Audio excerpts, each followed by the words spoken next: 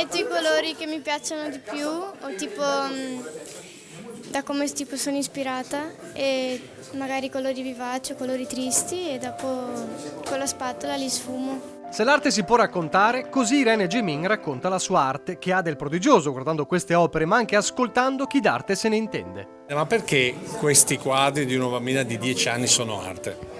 Beh, perché l'arte astratta si basa sulla spontaneità e i bambini sono certamente gli esseri umani più spontanei del mondo. Quando l'artista si esprime con spontaneità, questa spontaneità si travasa nello spettatore che lo reinterpreta a modo suo e diventa praticamente coautore di questo quadro. E c'è da rimanere stupiti ammirando questi quadri, visto che l'autrice ha appena 10 anni.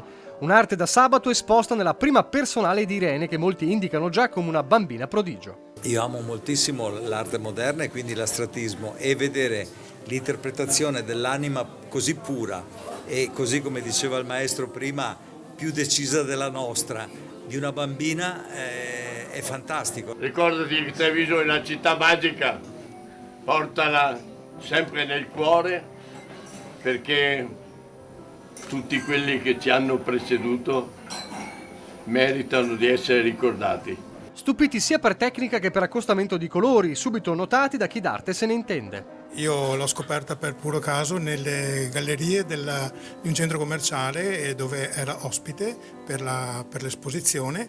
Io l'ho vista, mi sono innamorato dei suoi quadri. Tante le personalità presenti all'esposizione, dal sindaco Mario Conte, che ha già aperto le porte di Kasugana, la prossima personale di Irene, all'assessore Federico Caner, che nell'arte vede l'occasione per intensificare il turismo culturale. Un grazie a tutti quei giovani come Irene che decidono di portare le proprie emozioni a conoscenza di tutto, perché il Veneto vive anche di arte. Ma Irene è speciale anche nella solidarietà, infatti il ricavato della vendita dei quadri andrà tutta al Cafoncello. Per lei è una scelta semplice e decisa, come i suoi tratti sulle tele.